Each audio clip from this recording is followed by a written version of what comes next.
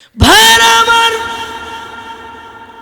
মুসা পয়গম্বর সাথে সাথে সেজদায় পড়ে গেলেন। সেজদায় পড়ে আল্লাহকে ডাক দিয়া বলে, ও রব্বুল আলামিন, প্রভু গো, আল্লাহ তাআলা, বুঝলাম না এই বান্দাটা 400 বছর পর্যন্ত সে তোমার নাম ভুলে নাই, তোমাকে এমন ভাবে সে স্মরণ করতেছে, আজকে তার এই অবস্থা হয়ে গেল। ও আল্লাহ, বুঝলাম না তার এমন অবস্থা কি করে হলো, কেনই বা তুমি করলা? আল্লাহ রব্বুল আলামিন ওই মুসা পয়গম্বরকে ডাক দেয়া বলে, ও আমার পয়গম্বর মুসা, শুনিয়া লও আমার এই বান্দাটা একদিন নয়, 2 দিন নয়, দীর্ঘ 400 বছর পর্যন্ত আমার বান্দাটা আমার ইবাদত করতেছে, আমার গোলামি করতেছে। ও মুসা রে, আজকে যখন তুমি তাকে জিজ্ঞাসা করলা তার কি মনে চাই, এবার সে বলছে সে নাকি একবার তোমাকে দেখতে মনে চাই, মুসা পয়গম্বরকে বলবে দেখতে মনে চাই। ও মুসা, তুমি বলো না আমি আমার বান্দাটাকে কত সুন্দর করে বানাইলাম, কত আদর করে আমি আমার বান্দাটাকে বানাইলাম। ও মুসা রে, আমার বান্দাটা কোনোদিন আমি আল্লাহকে দেখার কথা তোমার কাছে বলে নাই, তোমাকে দেখার কথা বলেছে। এই জন্য আমি আল্লাহ রব্বুল আলামিন আমার এই বান্দাটাকে এই বাগ দিয়া দুনিয়ার মধ্যে সামান্য একটু কষ্ট দিয়া আমি আল্লাহ পাক তার এই ভুলটাকে ক্ষমা কইরা, ও পয়গম্বর, এই 400 বছরের ইবাদতের বিনিময়ে আমি আল্লাহ রব্বুল আলামিন ওই বান্দাটাকে জান্নাতের মালিক বানায়া দিলাম। আরেকটু জোরে করুন না সুবহানাল্লাহ। ইবাদত করব কার? আরো জোরে বলেন, ইবাদত করব কার? আমার আল্লাহ রব্বুল আলামিন বলে, বান্দারে, তুমি যদি আমার হয়ে যাও, মানলাহুল মাওলা ফালাহুল কুল, ও আমার বান্দা, তুমি আমার হয়ে যাও, আমি মহান রব, এই আমি মহান রব বান্দারে তোমার হয়ে যাব। তুমি আমার হয়ে যাও না, আমি তো তোমার হয়ে যাব।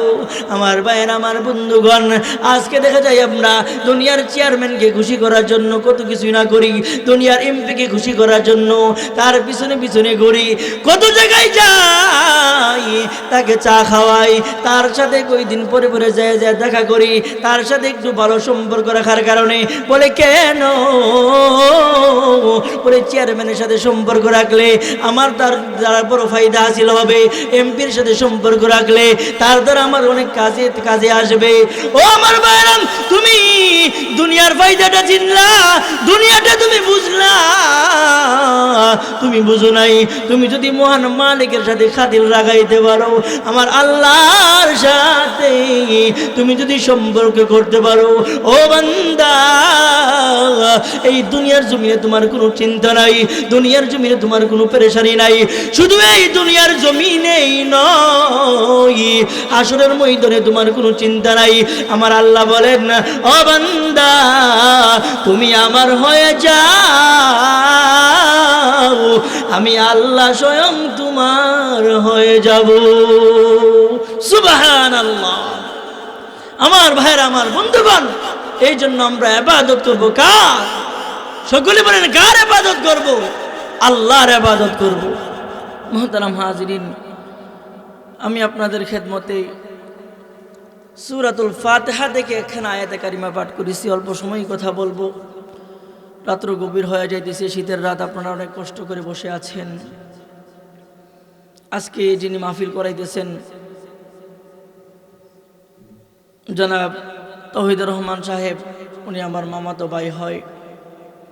এটা আমার নানার এলাকা, নানার বাড়ির দেশে আইসি ওয়াজ করতাম। দুঃখের বিষয় হলো, কথা সত্য, আজ যদি আমার নানা বেঁচে থাকতো, হয়তোবা আমার বয়ান আমার পাশে বসে শুনতো। হয়তো তারা কতই না খুশি হইতো যে আমার ছোট মেয়ের ঘরের নাতি আজকে সারা দেশে প্রোগ্রাম করে, কথা বলে, কোরআনের কথা বলে, তারা আজকে কত খুশি হইতো। আজকে এমন নানা অন্ধকার কবরে।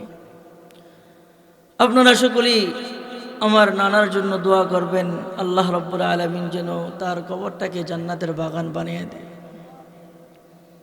নানাও চলে গেছেন, নানার কথা মনেই নাই। অনেক ছোট থাকতেই নানাকে হারাইলাম।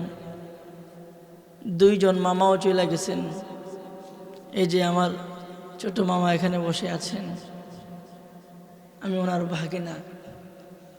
আমার পাশে বসে আমার মামা আমার বয়ান শুনতেছেন।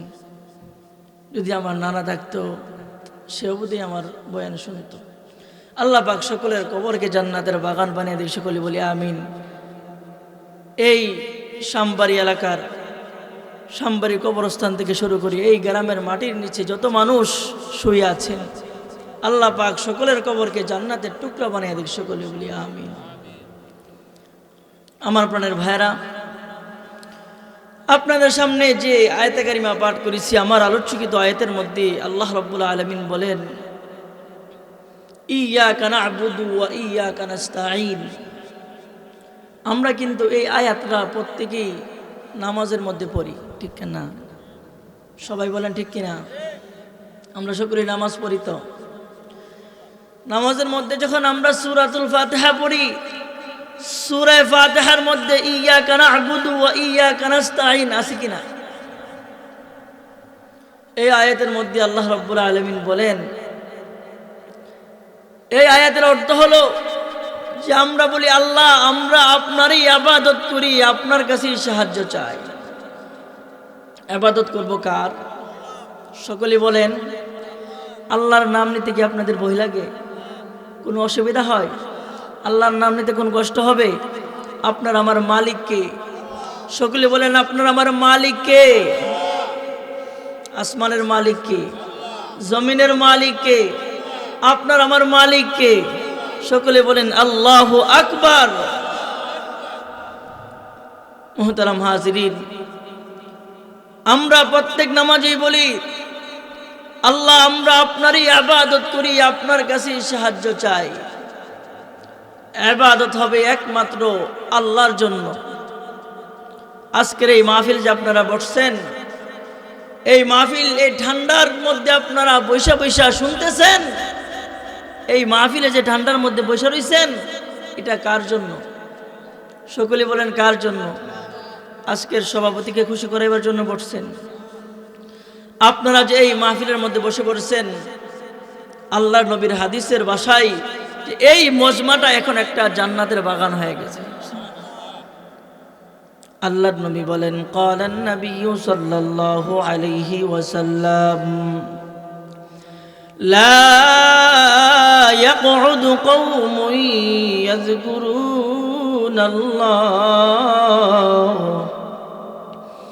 ইল্লা হাফাতহুমুল মালাইকা ওয়া গাশিয়াতহুমুর রাহমাহ ওয়া নাযালাত আলাইহিমুস সাকিনাহ ওয়া যাকারাহুমুল্লাহু ফী মান ইনদা।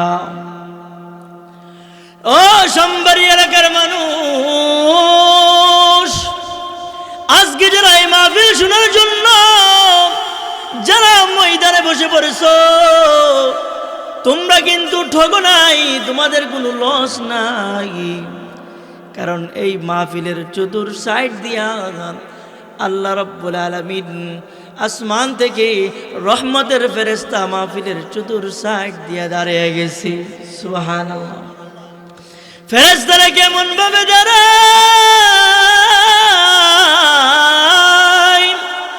একজন ফেরেশতার কাঁধের উপরে আরেকজন ফেরেশতা দাঁড়িয়ে যায়, আরেকজন ফেরেশতার কাঁধের উপরে আরেকজন ফেরেশতা দাঁড়িয়ে যায়। এমন ভাবে ফেরেশতারা দাঁড়াইতে দাঁড়াইতে আরশে আজিম পর্যন্ত পৌঁছে যায়। আল্লাহ রাব্বুল আলামিন ফেরেশতাদেরকে ডাক দিয়ে বলেন, ও ফেরেশতারা, তোমরা কোথায় থেকে আসলা? এবার ফেরেশতারা ডাক দিয়ে বলে, ও আসমানের মালিক আল্লাহ গো, আমরা এই যে সামবাড়ি বাংদি সংলগ্ন এই জনাব তৌহিদুর রহমান বাড়ির মধ্যে আজকে একটি কোরআনের পরিবেশ করেছেন, একটা মাহফিলের ব্যবস্থা করেছেন। ও রব্বুল আলামিন আল্লাহ, এই মাহফিলের মধ্যে আপনার কিছু পেয়ারা পেয়ারা বান্দারা আল্লাহ গো, তারা আপনার কোরআনের বাণী শোনার জন্য, আপনার নবীর হাদিসের আলোচনা শোনার জন্য আপনার বান্দারা এই ঠান্ডা শীতকে অপেক্ষা করে গো, তারা ঠান্ডা চাটাইয়ের মধ্যে বসে পড়েছে। ও রব্বুল আলামিন, ওই মাহফিল থেকে আমরা আপনার কাছে হাজির হইলাম। আল্লাহু আকবার। আমার প্রাণের ভাইরা, আল্লাহ রাব্বুল আলামিন সব কিছু জানেন, তারপরেও ফেরেশতাদেরকে জিজ্ঞাসা করবেন, রে ফেরেশতারা তোরা বল, আমার বান্দারা এখানে কেন বসে পড়েছে, আমার বান্দারা কি চাই? এবার ফেরেশতারা ডাক দিয়ে বলে, ও আসমানের মালিক আল্লাহ গো, আপনার বান্দারা আপনাকে সন্তুষ্ট করতে চায়। ওই মিয়া, আমরা কাকে সন্তুষ্ট করবার চাই? আমরা আল্লাহকে সন্তুষ্ট করতে চাই। এই যে আপনারা আল্লাহকে রাজি খুশি করার জন্য এই মাহফিলে বসে পড়েছেন, ফেরেশতারা আল্লাহর কাছে গিয়ে বলবে, মালিক, আয় আল্লাহ, আপনার বান্দারা আপনাকে সন্তুষ্ট করবার চাই। আল্লাহ রাব্বুল আলামিন বলবে, ফেরেশতারা রে, আমার বান্দারা আর কি চাই? বলে, মালিক আল্লাহ, আপনার বান্দারা জাহান্নাম থেকে মুক্তি চায়। কি বলেন, জাহান্নাম থেকে মুক্তি চান কিনা? ফেরেশতারা বলবে, আল্লাহ জাহান্নাম থেকে মুক্তি চায়। আল্লাহ রাব্বুল আলামিন ডাক দিয়ে বলবে, ফেরেশতারা রে,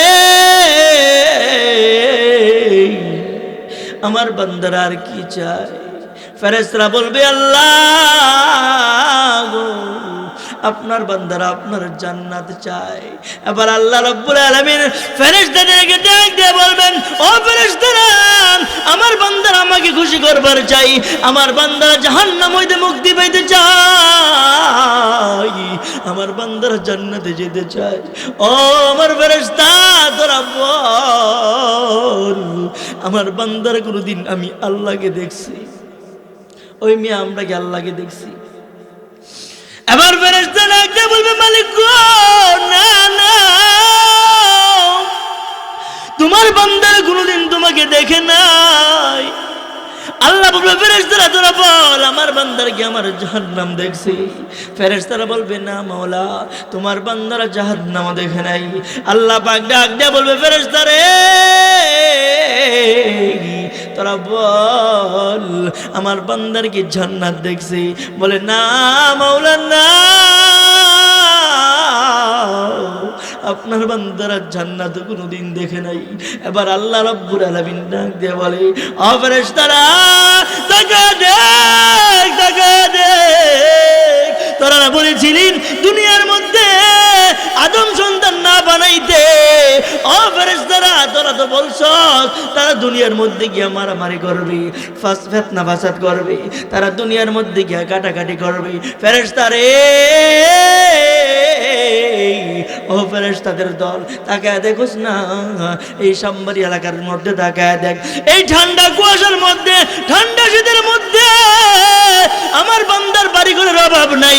বাড়িঘরের মধ্যে ভালো ভালো আরামের বিছানা আছে, আরামের বিছানাকে অপেক্ষা করেন, আরামের বিছানা ছেড়ে দিয়া আমার বান্দা আমাকে সন্তুষ্ট করার জন্য, জাহান্নাম হইতে মুক্তি পাওয়ার জন্য, আমার বান্দা জান্নাতে যাওয়ার জন্য আজকে এই সামবাড়ি তৌহিদের মাহফিলে আইসা তারা বইসা গেছে। ফেরেশতারা রে, তোরা সাক্ষী থাক, তোরা সাক্ষী থাক, তোরা সাক্ষী থাক। এই মুহূর্তে আমি আমার ওই সকল বান্দা বান্দীদের জীবনের সব গুনাহ আমি আল্লাহ মাফ কইরা দিলাম। আর জোরে কোন সুবহানাল্লাহ।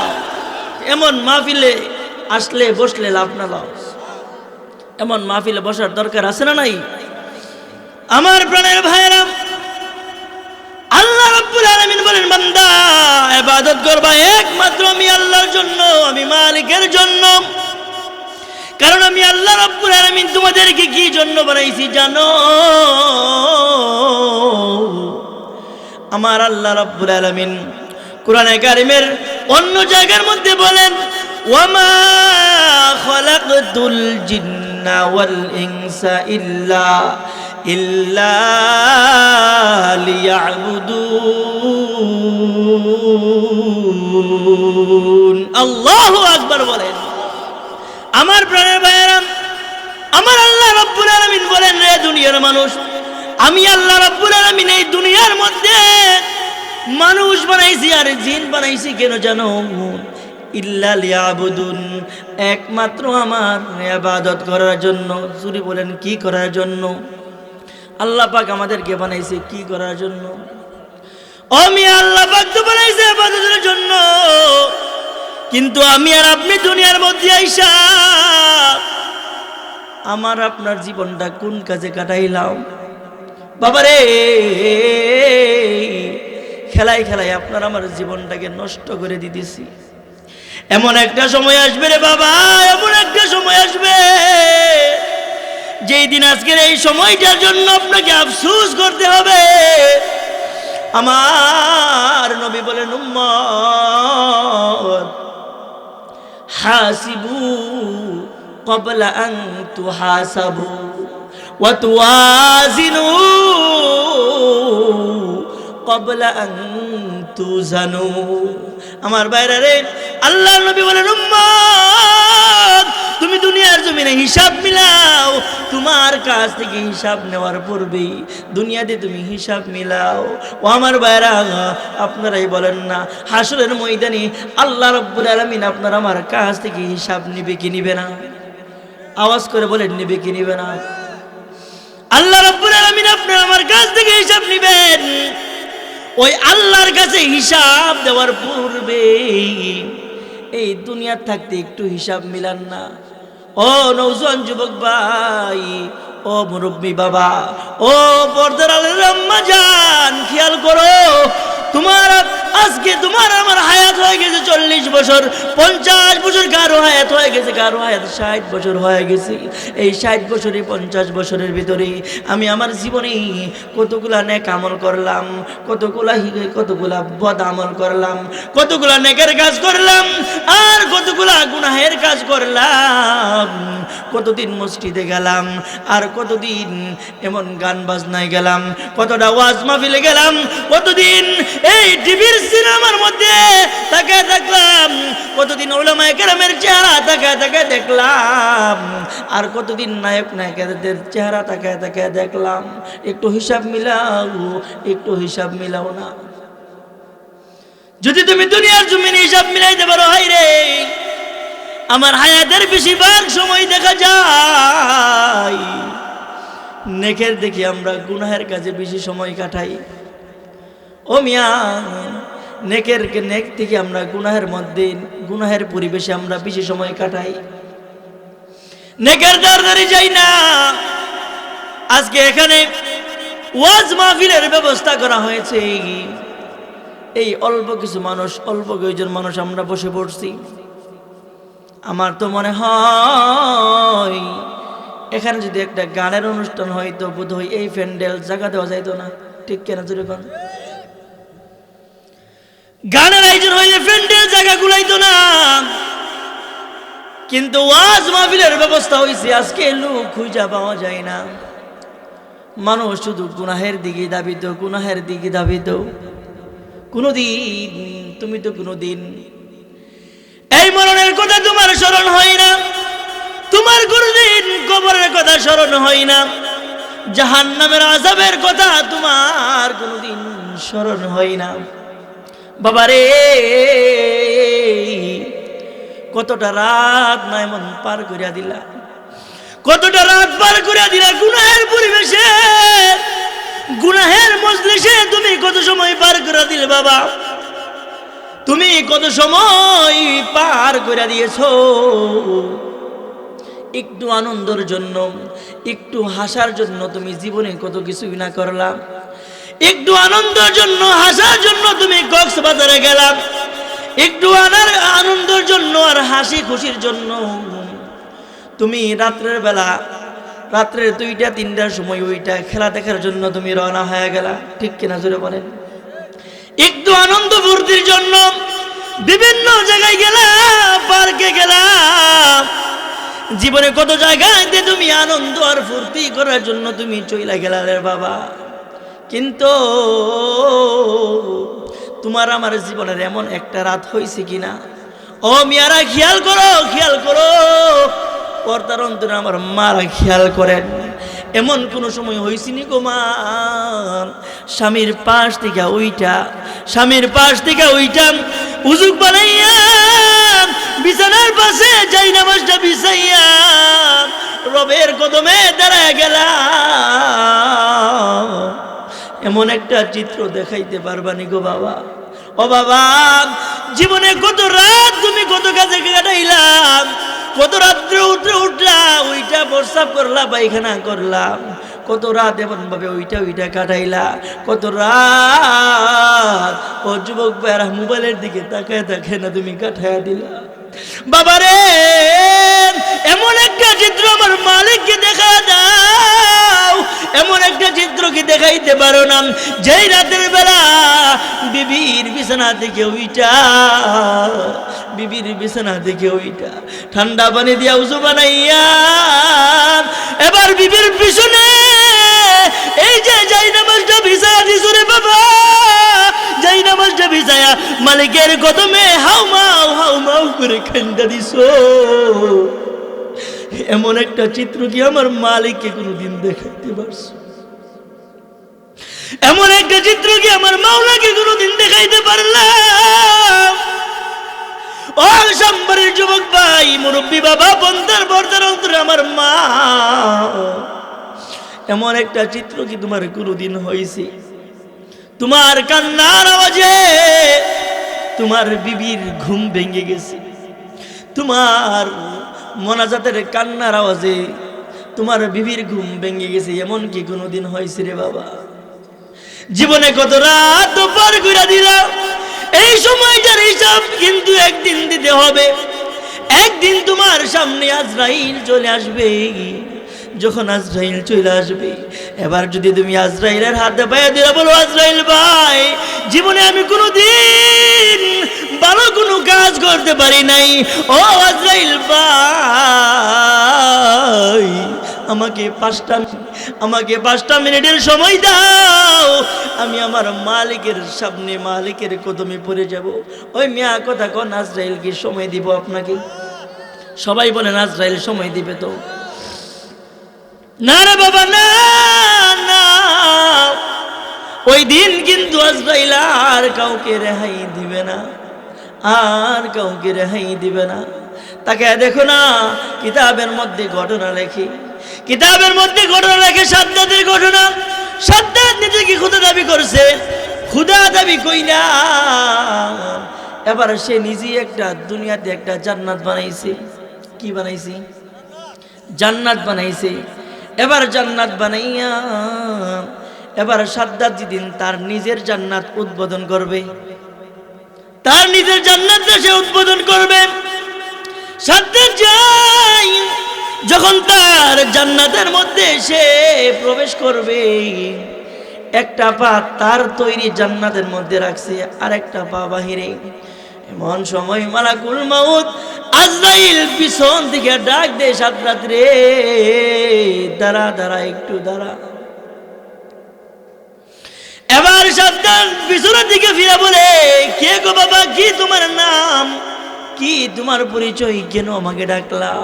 আমি আমার জান্নাত উদ্বোধনের জন্য, আমি জান্নাতটা একটু দেখার জন্য আমি ভিতরে রওনা হয়ে যাব, আমি আমার নিজের বানানো জান্নাতটা আমি পরিদর্শন করব। ও ভাই, আমাকে যাইবার অনুমতি দাও। এবার মালাকুল মাউত আজরাইল বলে, এ সাদ্দাত দাঁড়াও, তোমার সাথে আমার একটু কথা আছে, আমাকে চিনোনি? আমি কে, আমাকে চিনোনি? সাদ্দাত বলে, না গো, না, কে গো তুমি? তোমাকে তো আমি চিনলাম না। এবার মালাকুল মউত ডাক দিয়ে বলে, সাজ্জাদ রে, আমি এমন একজন ব্যক্তি যার কাছে আসলে আমি তাকে না নিয়ে আমি ফিরত যাই না। আল্লাহু আকবার বলেন। আজরাইল আসলে কি কাউরে থয়ে যাও?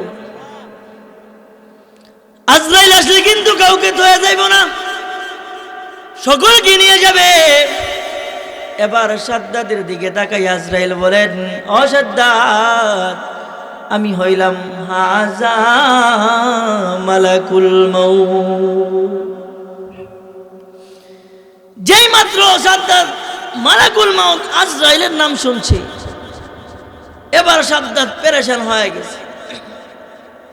পেরেশান অবস্থায় কাকুতি মিনতি কইরা এবার আজরাইলের কাছে বলতেছে, আজরাইল ভাই, ও আজরাইল ভাই, আপনি আমাকে একটু অনুমতি দেন, কারণ আমি দুনিয়ার মধ্যে যে অন্যায় করেছি পরকালে আমাকে আল্লাহ পাক জান্নাত দিবে না, কিন্তু দুনিয়াতে আমি জান্নাত বানাইছি।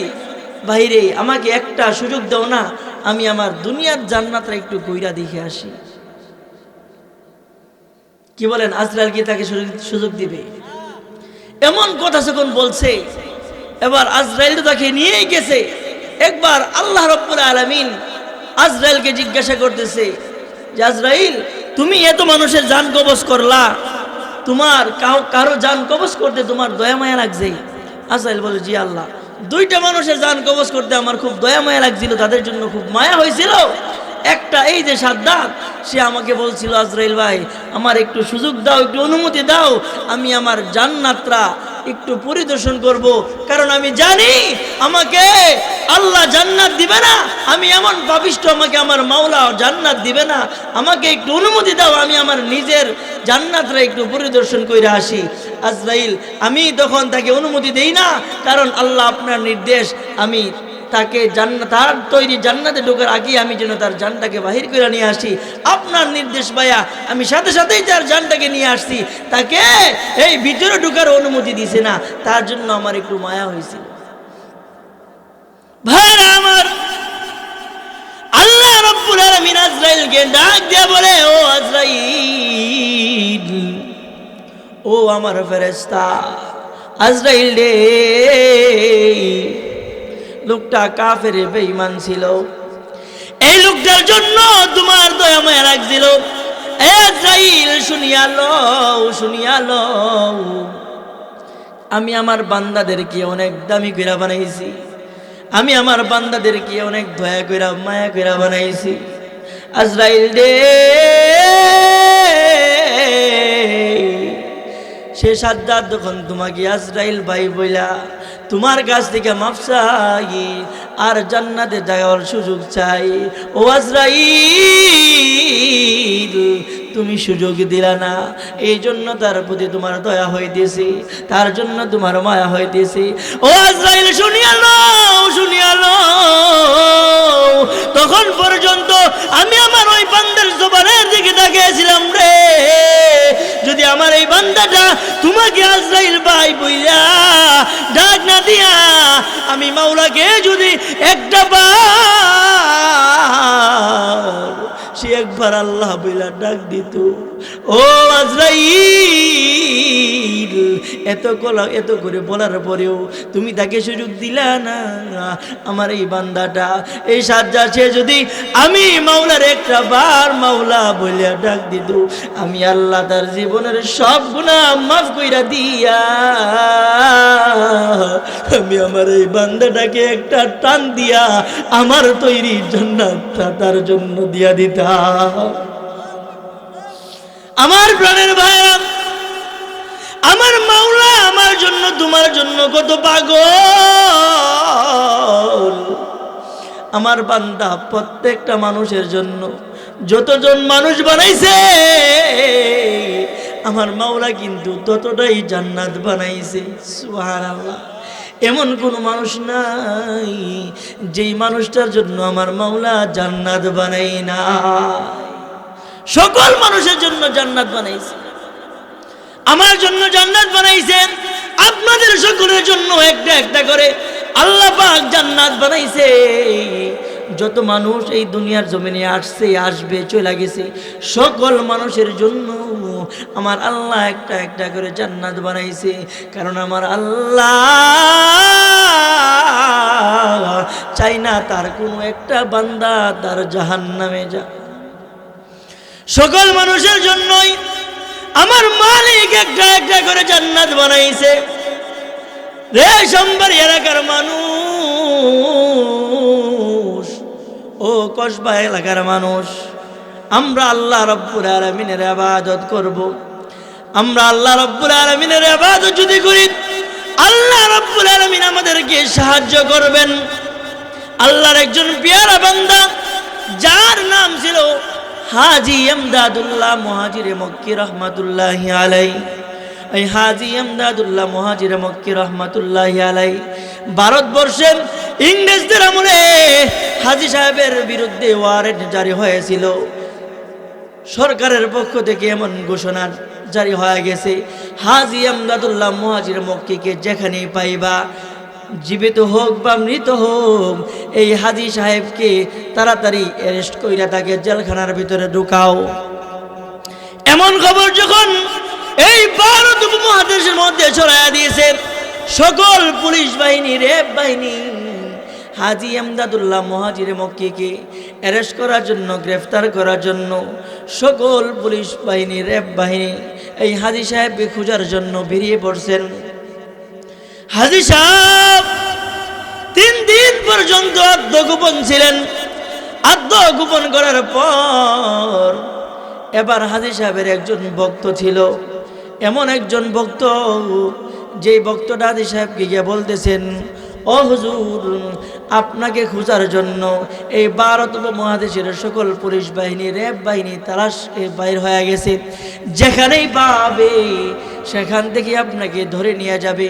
আপনি একটা কাজ করতে পারেন, আপনি আমার বাড়িতে আত্মগোপন করতে পারেন। কারণ আমার বাড়িতে যদি আপনি গোপন থাকেন, পুলিশ আমার বাড়িতে খুঁজতে আসবে না।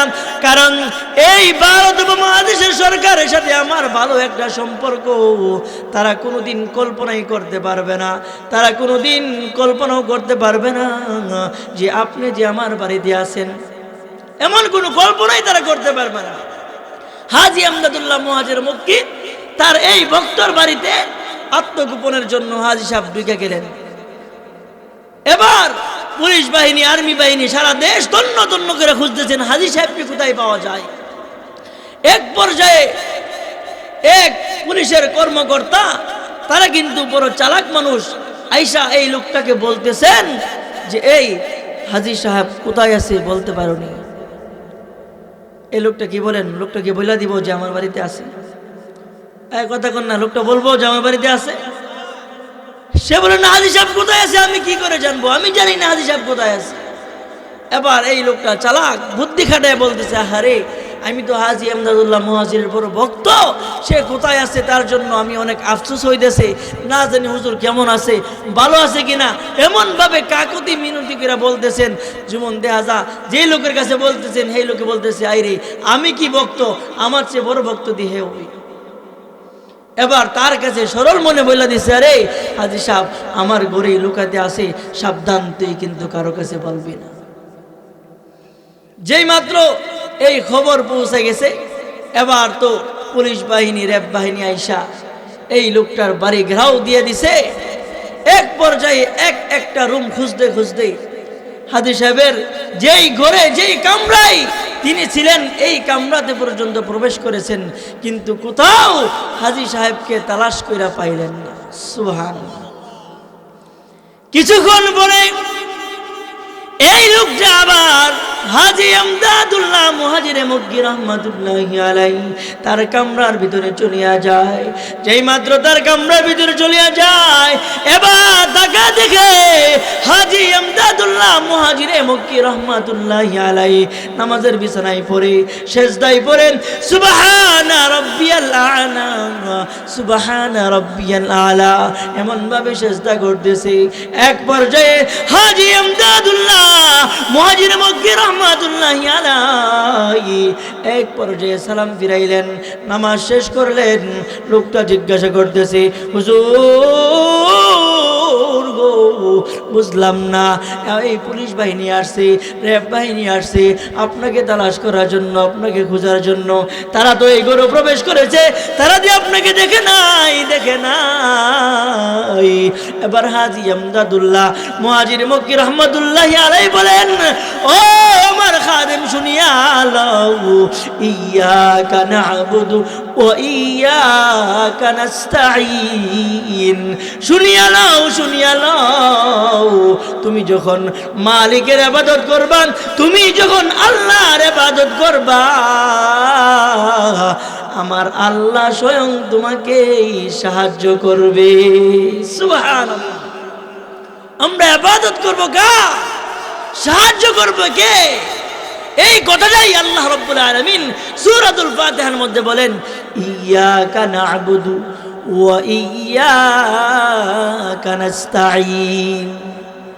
মুসা আলাইহিস সালাতু ওয়াস সালামের জামানায় মুসা আলাইহিস সালাতু ওয়াস সালাম একদিন রাস্তা দিয়ে যাইতেছেন, প্রতিমধ্যে সে শুনতেছে জঙ্গলার ভিতর থেকে একজন সুবহানাল্লাহ আর আলহামদুলিল্লাহর ইবাদত করতেছে।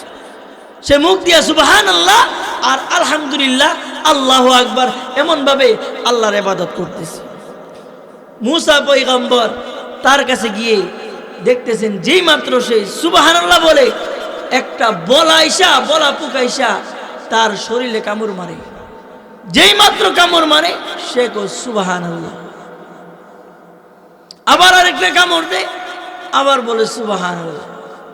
মুসা পয়গম্বর তার সামনে চলে গেছেন, চলে গিয়ে বলতেছেন যে, ওই মিয়া, তুমি কতদিন ধরে এমন ভাবে আল্লাহর ইবাদত করো, তুমি দি সুবহানাল্লাহ বলো আর আলহামদুলিল্লাহ বলো, একটা বলা আইসা তোমাকে কামড় মাইরা দে, তখনও তুমি বলো সুবহানাল্লাহ, এমন ইবাদত তুমি কতদিন ধরে করো? তখন লোকটা বলে যে, দিন না, মাস না, বছরও না, আমি 400 বছর পর্যন্ত এমন আল্লাহর ইবাদত করি। সুবহানাল্লাহ। 400 বছর পর্যন্ত ইবাদত করি।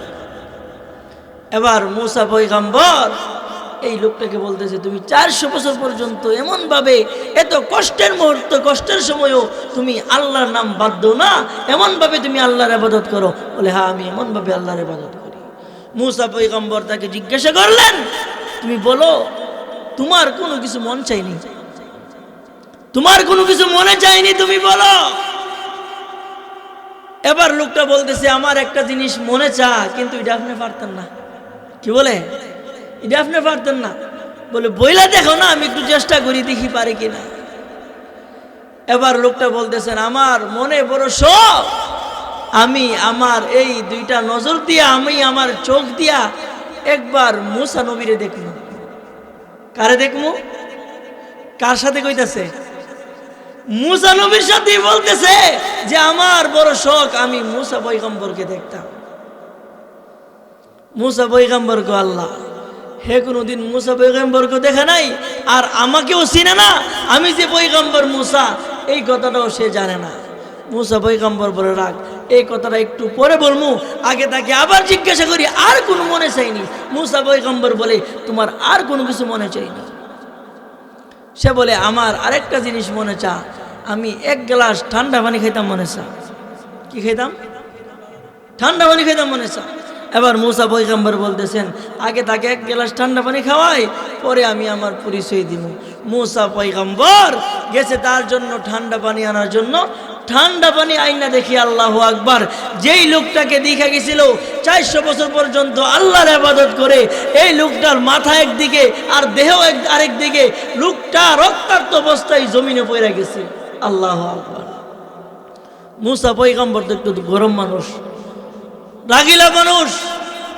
মুসা পয়গম্বর রাগ হয়ে গেলেন, তার হাতের লাঠিটা উঁচু কইরা ডাক দিয়ে বলে, কে রে এমন পালোয়ান যে এই লোকটাকে, আল্লাহর বান্দাটাকে, যে এমন ভাবে এত কষ্টের মধ্যে থাকার পরেও আল্লাহকে বলে নাই, আল্লাহর নাম তার মুখ দিয়ে জারি আছে, এমন লোকটাকে এমন ভাবে কে রে হত্যা করে ফেললে? এবার জংলা দেখে একটা বাঘ আসছে। আয়েশা বলতেছেন, ও পয়গম্বর মূসা, এই লোকটাকে আমি এই অবস্থা করেছি। বলে, তুমি এই অবস্থা কেন করেছো? বলে, আমি নিজে ইচ্ছা করি নাই, আমাকে আল্লাহ পাক বলছে তাকে এই অবস্থা করার জন্য। ভাইরা আমার, মূসা পয়গম্বর সাথে সাথে সেজদায় পড়ে গেলেন। সেজদায় পড়ে আল্লাহকে ডাক দিয়া বলে, ও রব্বুল আলামিন, প্রভু গো, আল্লাহ তাআলা, বুঝলাম না এই বান্দাটা 400 বছর পর্যন্ত সে তোমার নাম ভুলে নাই, তোমাকে এমন ভাবে সে স্মরণ করতেছে, আজকে তার এই অবস্থা হয়ে গেল। ও আল্লাহ,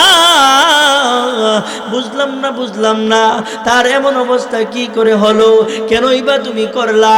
আল্লাহ রব্বুল আলামিন ওই মূসা পয়গম্বরকে ডাক দেয়া বলে, ও আমার পয়গম্বর মূসা,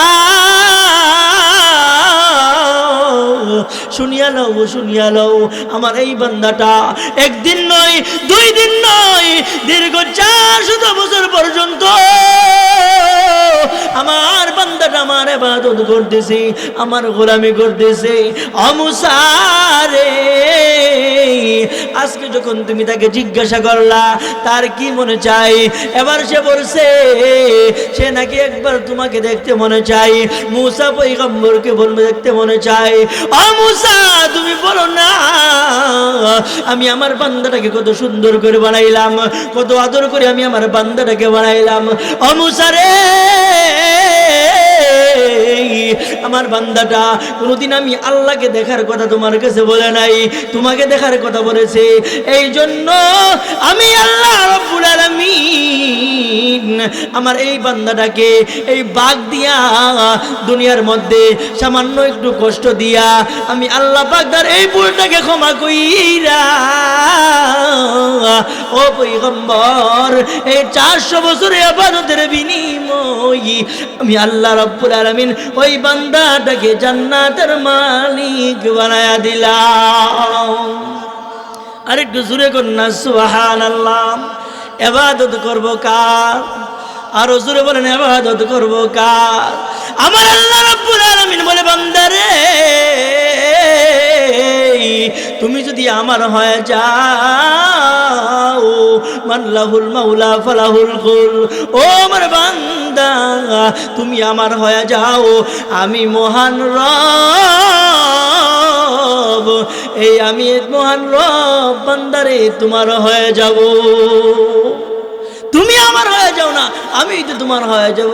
আমার ভাইয়ের, আমার বন্ধুগণ, আজকে দেখা যায় আমরা দুনিয়ার চেয়ারম্যানকে খুশি করার জন্য কত কিছু না করি, দুনিয়ার এমপিকে খুশি করার জন্য তার পিছনে পিছনে ঘুরি, কত জায়গায় যাই, তাকে চা খাওয়াই, তার সাথে কয়েকদিন পরে পরে যায় দেখা করি, তার সাথে একটু ভালো সম্পর্ক রাখার কারণে। বলে কেন? বলে চেয়ারম্যানের সাথে সম্পর্ক রাখলে আমার তার দ্বারা বড় ফায়দা হাসিল হবে, এমপির সাথে সম্পর্ক রাখলে তার দ্বারা আমার অনেক কাজে আসবে। ও আমার ভাইরাম, তুমি দুনিয়ার ফায়দাটা চিনলা, দুনিয়াটা তুমি বুঝলা, তুমি বুঝো নাই। তুমি যদি মহান মালিকের সাথে খাতির লাগাইতে পারো, আমার আল্লাহর সাথে তুমি যদি সম্পর্ক করতে পারো, ও বান্দা, এই দুনিয়ার জমিনে তোমার কোনো চিন্তা নাই, দুনিয়ার জমিনে তোমার কোনো পেরেশানি নাই। শুধু এই দুনিয়ার জমিনেই নয়, আসরের ময়দানে তোমার কোনো চিন্তা নাই। আমার আল্লাহ বলেন, ও বান্দা, তুমি আমার হয়ে যাও, আমি আল্লাহ স্বয়ং তোমার হয়ে যাব। সুবহানাল্লাহ। আমার ভাইরা, আমার বন্ধুগণ, এই জন্য আমরা ইবাদত করব কার? সকলে বলেন, কার ইবাদত করব? আল্লাহর ইবাদত করব। 5 ওয়াক্ত নামাজ ঠিক মতো আদায় করব, 5 ওয়াক্ত নামাজ ঠিক মতো আদায় করব। আমার পূর্বে আমার মামাজান মাহবুবুর রহমান সাহেব সুন্দর গুরুত্বপূর্ণ আলোচনা করতেছিলেন নামাজ সম্পর্কে, যে 5 ওয়াক্ত নামাজ যদি কোনো ব্যক্তি সঠিকভাবে আদায় করে, আল্লাহ রাব্বুল আলামিন তাকে কয়টা পুরস্কার দিবে? 5টা পুরস্কার দিবে। এক নাম্বার পুরস্কার হলো দুনিয়ার জমিনে তার রিজিকের অভাব আল্লাহ পাক দূর করে দিবে। ও ভাই, এই রিজিকের জন্যই, এই রিজিকের জন্য আজকে কত কষ্ট না করো। অনেকের জিজ্ঞাসা করি, বাবারে নামাজ পড়ো, বলে না হুজুর নামাজ পড়তে পারি নাই। বলে কেন? এই কাজকর্ম নিয়ে ব্যস্ত থাকি, চাকরি নিয়ে ব্যস্ত থাকি, দোকানদারি নিয়ে ব্যস্ত থাকি, ক্ষেত খামার নিয়ে ব্যস্ত থাকি, এই জন্য নামাজ পড়তে পারি না। এমন মানুষ এমন কথা বলে কি বলে না যে আমরা কাজের কারণে নামাজ পড়তে পারি না? না রে বান্দা, না না, তুমি যদি 5 ওয়াক্ত নামাজ ঠিক মতে আদায় করো রে, আমার আল্লাহ রাব্বুল আলামিন এই দুনিয়ার জমিনে তোমাকে কোনো রিজিকের অভাব সব আল্লাহ দূর করে দিবে। রিজিকের মালিককে জোরে বলেন। রিজিকের মালিক যদি আল্লাহ নিয়ে নেয়, রিজিক যদি আল্লাহ পাক দিয়ে দেয়, আপনার আমার কোনো টেনশন আছে? ভাইরা আমার, 5 ওয়াক্ত নামাজ পড়লে 2 নম্বর যেই পুরস্কার দেবেন আল্লাহ রাব্বুল আলামিন, 2 নম্বরের পুরস্কার হলো কবরের আযাব আমার আল্লাহ পাক মাফ কইরা দিব। সুবহানাল্লাহ। আল্লাহর নবী বলেন, ক্বালান নবী সাল্লাল্লাহু আলাইহি ওয়াসাল্লাম, আল কবরু রাউযাতুম মিন রিয়াজিল জান্নাহ আও হুফরাতুম মিন হুফারিন নার। আমার ভাইয়ের, আমার বন্ধুগণ, আল্লাহর নবী বলেন, উম্মত শুনিয়া লও, শুনিয়া লও, এই কবর কারো কারো জন্য হয়ে যাবে জান্নাতের বাগান, আবার এই কবরটাই কারো কারো জন্য হয়ে যাবে জাহান্নামের গর্ত। এই উম্মত, দুনিয়ার মধ্যে তুমি যদি এমন ভাবে আমল করে যাইতে পারো, তোমার আমলটা যদি সুন্দর বানায় যাইতে পারো, তাইলে রে তোমার কবরটা তো জান্নাতের বাগান হয়ে যাবে। আর দুনিয়ার মধ্যে আমল করলা না, দুনিয়ার মধ্যে আমল কইরা গেলা না, তোমার কবরই তো আগুন ধরে যাবে। ও ভাই, এই দুনিয়ার মধ্যে আসছো আখিরাত কামাইয়ের জন্য আসছো। বলেন কি কামাইয়ের জন্য আসছি? সবাই বলেন আমরা এই দুনিয়া থেকে কি কামাই করব? আখিরাত কামাই করব। আপনাদের এই এলাকা দেখে মানুষ বিদেশে যায় কিনা? মানুষ যখন বিদেশে যায়, বলে বিদেশে কি জন্য যায়? বলে টাকা পয়সা কামাই করার জন্য যায়। কেন যায়? বিদেশে যায় টাকা পয়সা কামাই করবে। টাকা পয়সা হইলে বিদেশ কিন্তু মানুষের সারা জীবন থাকে না, ঠিক কিনা? এক পর্যায়ে বিদেশ থেকে মানুষ দেশে চলে আসে, টাকা পয়সা কামাই করে চলে আসে, সে যেন দেশে আইসা সুখে শান্তিতে বিবি বাচ্চা নিয়ে থাকতে পারে, এই জন্যই তো কামাই করে, ঠিক কিনা? জোরে কোন। আমার আল্লাহ রাব্বুল আলামিন বলেন, বান্দারে এই দুনিয়াটা হলো আখিরাত কামাইয়ের জায়গা। কি কামাইয়ের জায়গা? দুনিয়ার হলো আখিরাত কামাইয়ের জায়গা। ওই বুদ্ধিমান লোক তো ওই ব্যক্তি, আল কাইয়িসু মান দানা নাফসাহু ওয়া আমিলা লিমা বাদাল মাউত। আরে বুদ্ধিমান তো সেই ব্যক্তি, যেই ব্যক্তিটা নিজে নিজেকে চিনছে আর এমন আমল কইরা গেছে যে আমল দ্বারা তার পরকালে কাজে লাগবে, যে আমল দ্বারা তার কবরের মধ্যে কাজে লাগবে, যে আমলটা তার হাসরের ময়দানে কাজে লাগবে, ওই লোকটাই এই দুনিয়ার সব চাইতে বড় বুদ্ধিমান। এই জন্য কবি বলেন, এমন জীবন তুমি করো হে গঠন, মরিলে হাসিবে তুমি কাঁদিবে ভুবন। যেদিন তুমি প্রথম এসেছিলে ভবে, হেসেছিলে কেঁদেছিলে তুমি একা, হেসেছিল সবে। এমন জীবন তুমি করো হে গঠন, মরিলে হাসিবে তুমি কাঁদিবে ভুবন। ও মিয়ারা, আমরা যেদিন দুনিয়াতে জন্মগ্রহণ করেছি, সবাই কিন্তু দুনিয়ার মধ্যে আইসা সকলেই কিন্তু কান্নার আওয়াজ দিছি, ঠিক কিনা? যেরকম জন্মগ্রহণ করার পরে সবাই কিন্তু কান্নার আওয়াজ দিয়া দিছি। এমন কোনো মানুষ নাই যে এই মানুষটা দুনিয়াতে আইসা কান্নার আওয়াজ দেই না। যদি কান্নার আওয়াজ না দেই, সকল মানুষ তার জন্য পেরেশান হয়ে যায়, ঠিক কিনা? দুনিয়ার মধ্যে আইসা কান্নার আওয়াজ দিছি, আপনার আমার জন্মের কান্নার আওয়াজ শুনিয়া সকল মানুষ কিন্তু খুশিতে হাসি আরম্ভ করছে, সকল মানুষ কিন্তু খুশি হয়ে গেছে। আরে আমার একটা সন্তান হয়েছে, আমার ভাতিজা হয়েছে, আমার ভাগ্না হয়েছে, আমার নাতি হয়েছে, ঠিক কিনা জোরে কোন? যেদিন তুমি প্রথম এসেছিলা ববে, কেঁদেছিলে তুমি একা, হেসেছিল সবে, এমন জীবন তুমি করো হে গঠন, মরিলে হাসিবে তুমি, কাঁদিবে ভুবন। ও বাবারা, এমন জীবন গঠন করে যাও, তোমার জীবনটাকে এমন ভাবে সাজিয়ে যাও, এমন ভাবে সাজানোর পরে তোমার মরণের সময় তুমি যখন জান্নাতরা দেখতে দেখতে, কালিমা পড়তে পড়তে আর হাসতে হাসতে তুমি যখন মরে যাইবা, তোমার মরণের কথা শুনিয়া সকল মানুষ কিন্তু কান্নায় ভেঙ্গে পড়বে, ঠিক কিনা জোরে কন? এই জন্য আমার বাবারা, দুনিয়াতে আসছি চিরদিন, কিন্তু এই দুনিয়াতে থাকবো না। এই দুনিয়া থেকে আমাদেরকে আখিরাত কামাই করতে হবে। আল্লাহর নবী বলেন, কোনো ব্যক্তি যদি 5 ওয়াক্ত নামাজ ঠিকমতো আদায় করে রে, আমার আল্লাহ রাব্বুল আলামিন তাকে 2 নম্বর পুরস্কার দিবে। 2 নম্বর পুরস্কার হলো আমার আল্লাহ তার কবরের আযাব মাফ করিয়া দিবে। সুবহানাল্লাহ। আমার ভাইরা, আমার বন্ধুগণ, 3 নম্বর পুরস্কার কি জানেন?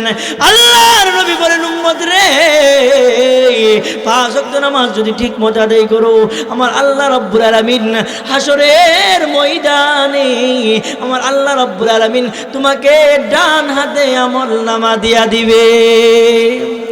আমার ভাইরা, আমার বন্ধুগণ, হাসরের ময়দানে কেমন একটা অবস্থা হয়ে যাবে। হাসরের ময়দানে আলোচনা করতে গেলে অনেক লম্বা সময় চলে যাবে। এই জন্য হাসরের ময়দানে সকল মানুষ চিন্তায় চিন্তিত হয়ে যাবে। মানুষের আমলনামা আজকে কোন হাতে চলে আসে রে?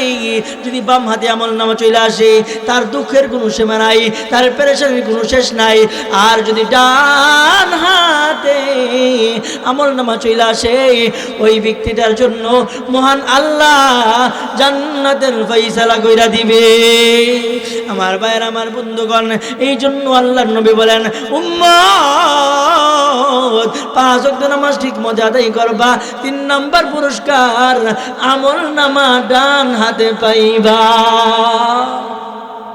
আমার ভাইরা, আমার বন্ধুগণ, 4 নম্বর পুরস্কার কি জানেন? 5 ওয়াক্ত নামাজ পড়লে আমার আল্লাহ রাব্বুল আলামিন যে 4 নম্বর পুরস্কার দিবে। কি পুরস্কার জানো? হাসরের ময়দানে ফুলসিরাতের ফুল আছে, এমন একটা ফুল যেই ফুলটা হবে 30,000 বছরের রাস্তা। কয় হাজার? আরো জোরে কন। 30,000 বছরের রাস্তা। ফুলসিরাতের ফুল, নিচে থাকবে জাহান্নাম, উপরে থাকবে জান্নাত। এই ফুলটা থাকবে চুলের চাইতেও চিকন, হীরার চাইতেও দার। এমন একটা ফুল, এমন একটা ফুলসিরাত। এই ফুলসিরাতটা তোমাকে আমাকে পাড়ি দিতে হবে। আমার আল্লাহ রাব্বুল আলামিন বলেন, বান্দারে, দুনিয়ার জমিনে তাইখা তুমি যদি 5 ওয়াক্ত নামাজ ঠিকমতো আদায় করে আসিসা, 5 ওয়াক্ত নামাজ যদি ঠিকমতো আদায় করো, আমি আল্লাহ রাব্বুল আলামিন তোমাকে 4 নম্বরের পুরস্কার, এই ফুলসিরাতের ফুল 30,000 বছরের রাস্তা বিজলির গতির নেই আমি আল্লাহ পার কইরা দিব। আরেকটু আস্তে কোন সুবহানাল্লাহ। আমার ভাইরা, আমার বন্ধুগণ, 5 নম্বর কি পুরস্কার জানেননি? আল্লাহর নবী বলেন, উম্মত রে, দুনিয়ার জমিনে তাইখা 5 ওয়াক্ত নামাজ ঠিকমতো আদায় করো। 5 ওয়াক্ত নামাজ যদি ঠিকমতো আদায় করো, সঠিক সময় আদায় করো, আল্লাহ রাব্বুল আলামিন তোমাকে বিনা হিসাবে জান্নাতের মালিক বানায়া দিবে। আরো জোরে কোন সুবহানাল্লাহ। কেমন জান্নাত দিবে রে বাবা জানো? একটা আদনা আছে, আদনা মুমিনকে, একটা ছোট মুমিনকে হাসরের ময়দানে আমার আল্লাহ রাব্বুল আলামিন তাকে সবচেয়ে ছোট যে জান্নাতরা দিবে, সবচাইতে ছোট জান্নাতরা হবে গো এই দুনিয়ার 10টা দুনিয়ার সমান একটা ছোট ইমানদার, ছোট মুমিনকে আল্লাহ পাক ছোট জান্নাতের মালিক বানাইব। আর জোরে কোন সুবহানাল্লাহ। ছোট জান্নাতরাই যদি এই দুনিয়াটার 10টার সমান, এই দুনিয়াটা কত বড়, এটা কি মাপছেন আপনারা? মাইফা শেষ করে যাইব? এই দুনিয়াটা কত বড়, মাইফা শেষ করে যাবে? এমন 10টা দুনিয়ার সমান একটা জান্নাত হবে, ছোট জান্নাত আল্লাহ পাক ছোট ইমানদারকে দিবে। আর বড় জান্নাতরা কত বড় হবে, যে বড় জান্নাতরা আমার মাওলা যত বড়, মালিক যত বড়, জান্নাতরা হবে তত বড়। আল্লাহ রাব্বুল আলামিন আমাদের সকলকে যা কিছু বললাম এই কথাগুলোর উপর সর্বপ্রথম আমাকে এবং আপনাদের সকলকে আল্লাহ পাক আমল করার তৌফিক দিয়ে দেখ, সকলে বলি আমিন। মুহতারাম হাজিরিন, এই মাহফিলটা আমার মামাতো ভাই তৌহিদুর রহমান সাহেব তিনি প্রতি বছর করার চেষ্টা করেন। আপনারা সকলেই তার জন্য দোয়া করবেন। তিনি গরিব মানুষ, অনেক পরিশ্রম কইরা আমাদের সকল আত্মীয় স্বজনকে অনেক কষ্ট কইরা তিনি এখানে মাহফিলে ইন্তজাম করে সকলকে দাওয়াত করে। আপনারা তার ডাকে সকলেই সাড়া দিবেন। বিশেষ করে আপনারা তাদেরকে স্মরণ করবেন, তাদের কথা যারা আমাদের থেকে বিদায় নিয়ে চলে গেছে, আপনারা তাদের কথা স্মরণ কইরা তাদের জন্য দোয়া করবেন। আমার মামা এখানে আছে, আমার মামার জন্য দোয়া করবেন। আল্লাহ পাক যেন তার হায়াতকে দীর্ঘায়িত করে দেয়, এবং আমার নানা সহ আরও যত এলাকার যত মই মুরব্বী, আমার মামারা সহ যারা দুনিয়া থেকে বিদায় নিয়ে আজকে অন্ধকার কবরে, আল্লাহ রাব্বুল আলামিন সকলের কবরকে আল্লাহ পাক যেন জান্নাতের বাগান বানিয়ে দেয়। সকলে বলি আমিন। ওয়া আখিরি দাওয়ানা আনিল হামদুলিল্লাহি রাব্বিল আলামিন।